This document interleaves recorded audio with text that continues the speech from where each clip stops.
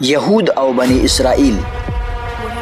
آیا د یهود او بنی اسرائیل د الفاظو معنا یو ده؟ بالکل نه ملګرو، بلکې دا یو غټه غلط فهمي ده زمونږ ترمنځ چې موږ هره ورځ کوو. ځکه د یهود او بنی اسرائیل د دواړو ترمنځ ډیر فرق دی. د اوس نه 4,000 کاله مخکې ابراهیم علیه السلام فلسطین کوم چې په هغه زمانه کې کنعان ورته ویل کېده د لومړي ځل لپاره آباد کړ، او د ابراهیم علیه السلام 2 زامن هم پیدا شو، اسماعیل او اسحاق، کوم چې الله تعالی د دواړو سره وعده هم کړی و چې زه ستاسو څخه ګریټ نیشنز غټ قومونه جوړوم. اسماعیل علیه السلام فلسطین پرېښود او مکې ته لاړ، لیکن اسحاق علیه السلام د خپل پلار سره فلسطین کې پاتې شو. بیا د اسحاق علیه السلام یو زوی وشو چې د یعقوب په نامه یادېده او دې ته اسرائیل هم ویل کېده. دغه نقطه ځان سره نوٹ کړئ ملګرو. د یعقوب علیه السلام 12 زامن پیدا شو، د کوم نومونه چې په لاندې ډول دي. لیکن یعقوب علیه السلام په ټولو زامنو کې ډیر محبت د خپل زوی یوسف سره کولو، د کوم په وجه چې باقي زامن یې د یوسف علیه السلام سره ډیر ضد هم کولو، چې بالاخره یوسف علیه السلام یې کوهي ته وغورځولو. په دغه واقعه باندې خو موږ ټول پوهیږو. بیا یوسف علیه السلام د مصر کوم چې ایجپت ورته ویل کیږي وزیر اعظم وګرځید، د پرایم منسټر. څو کاله وروسته د ډیر قحط او وچکالۍ له وجې یوسف علیه السلام خپل 11 واړه ورونه په مصر کې آباد کړ ځان سره. څه موده لا تېر شوی نه و چې د دوی دغه ورونه د مصر په هره برخه کې ماهرین او طاقتور وګرځېده.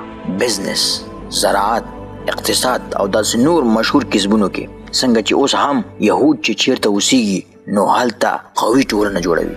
په مصر کې د بنی اسرائیل طاقت چې مصریانو ولیدل نو فرعون په دوی باندې ظلمونه شروع کړل او بالاخره ټول بنی اسرائیل خپل غلامان وګرځول.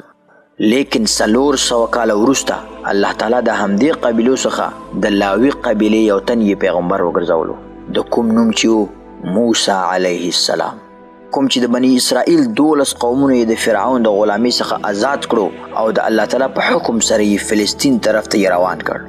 او د الله په حکم موسی علیه السلام بنی اسرائیل ته ویل چې په فلسطین باندې حمله وکړي، لیکن بنی اسرائیل په جواب کې ویل چې ته او ستا رب دې لاړ شي او جنگ دې وکړي، مونږ دوی سره جنگ نشو کولی.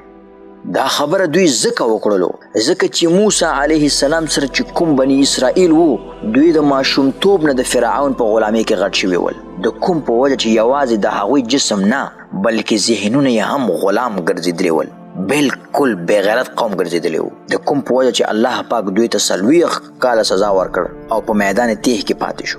40 کاله ولې؟ ځکه چې په دې دوران کې هغه نسل چې سوچ د غلامانو په شان و د دوی پر ځای بل نسل چې بالکل ذهنونه فرش او آزاد و د موسی علیه السلام په مشرۍ جروسلم یعنی فلسطین یې فتح کړ. د موسی علیه السلام څخه وروسته بنی اسرائیل په فلسطین کې ډیر وخت پاتې شو، لیکن دویم ځلي بیا دوی د فلسطین څخه وایستل شو.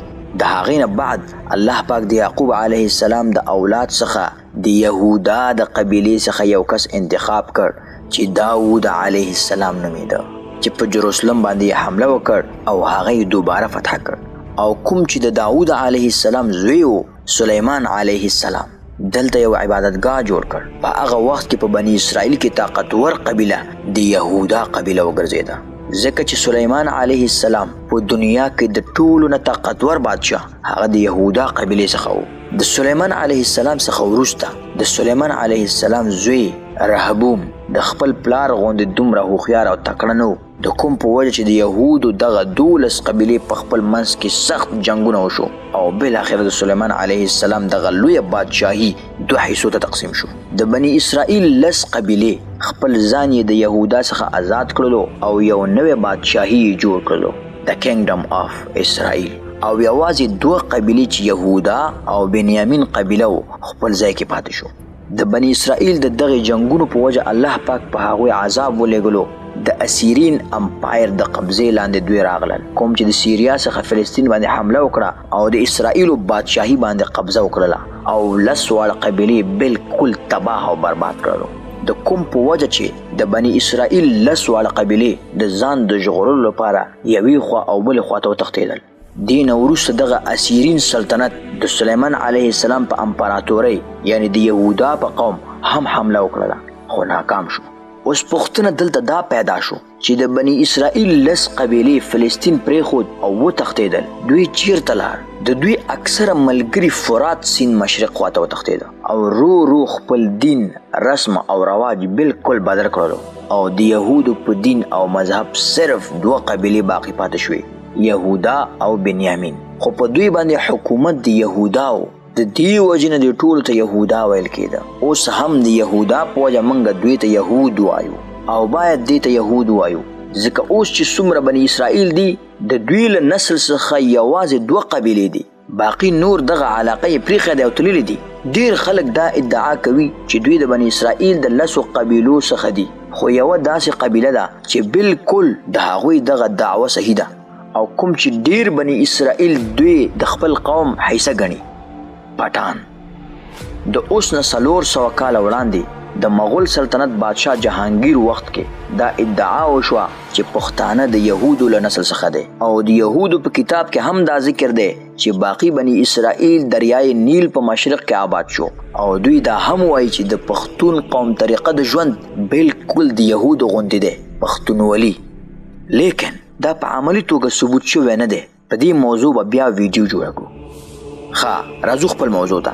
د یهودو د غایب کېدو وروسته صرف 2 قبیلې پاتې شوې، یهودا او بنیامین.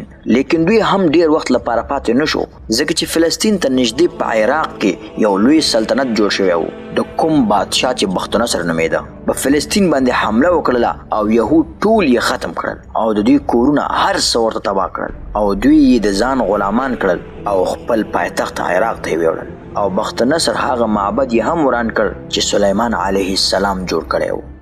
لیکن د دې هر څه وروسته د ایران یو نیک بادشاه دا ټول یهود یې د بختنصر د غلامۍ څخه آزاد کړل او بیرته په فلسطین کې آباد کړل او هغه معبد یې هم جوړ کړ کوم چې سلیمان علیه السلام جوړ کړی و. لیکن 600 کاله وروسته یو ځل بیا د روم امپایر دغه معبد یې تس نس کړلو او تر ننه پورې دغه معبد دوباره جوړ نشو.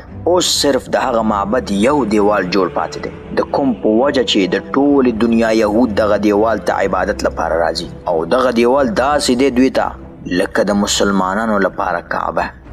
لیکن پوښتنه دا ده چې یهود د دومره طاقت او پیسو سره سره بیا هم دغه معبد ولې نه جوړوي؟ ځکه د یهودو دا عقیده ده چې د دوی یو مسیحا به راځي او هغه ټول بني اسرائیل دوباره فلسطین کې راټول بکړي سره د هغه 10 نورې قبیلې چې ورکې شوي دي، که څه هم په هغوی کې بعضې مسلمانان شوي دي. دا ټول به په فلسطین کې سره یو ځای کړي او یو نوی ایالت متحده اسرائیل به جوړ کړي، د یونایټډ کینګډم آف اسرائیل، څنګه چې سلیمان علیه السلام جوړ کړی و او دا معبد به 3م ځل او آخري ځل لپاره به آباد کړي. همدې وجې نه یهود سره د دومره طاقت او پیسې بیا هم دغه معبد نه جوړوي او د بني اسرائیل د دغو 10 ورک شوي قبیلو د 2000 کالو څخه انتظار کوي. ملګرو که دغه ویډیو مو خوښه شوې وي نو ویډیو ضرور ځان سره لایک کړئ او خپل نظرونه په کمنټ کې ضرور موږ سره شریک کړئ.